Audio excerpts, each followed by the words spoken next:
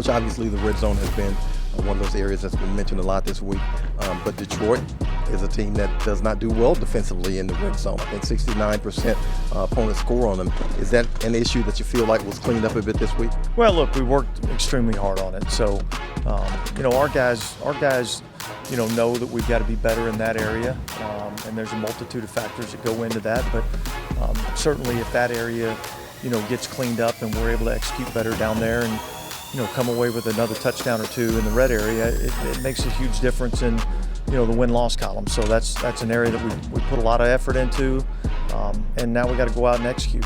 One of the things that's been really stand out for this team this season, 14 interceptions, only 7 last year, but 14 this season. What has been a major factor in that? Well, obviously we've got some good players back in the back end that have a nose for the football.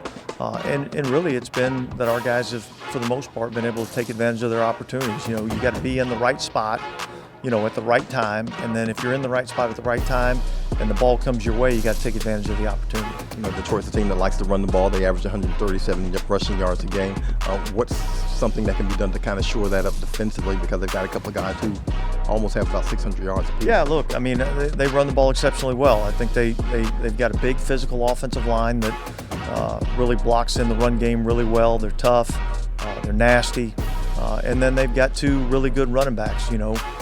Both of them are a little bit different. One's a little bit more of a power downhill type of runner, and the other one's a little bit more of a slash type of runner. So they present a lot of challenges. Look, we're going to have to do a good job of attacking blocks, being able to get off blocks. We're going to have to do a great job of fitting with our secondary. Their quarterback, Jared Goff, is a little less mobile than the guys you think seem. Can that help a little bit? Well, look, he may not be as mobile, but he's probably a little bit better passer of the football than some of the guys that we've seen lately. So, he's certainly a formidable opponent. We have to do a good job. We really got to be able to get some interior pocket pressure on this player and make him have to move his feet and get off the spot, and then I think there's some opportunities for success. I know this happens every week in the NFL, but you'll see a couple of familiar faces on the other sideline, Aaron Glenn and Dan Campbell, a couple of guys you crisscrossed with in college at A&M, Texas A&M. I know every game's a big game, but does it mean a little bit more to see guys that you know that well? Yeah, look, both of those guys are highly competitive. We're all highly competitive. It'll be a fun opportunity for us to go against each other, and I'm looking forward to it. Okay. All right, thanks.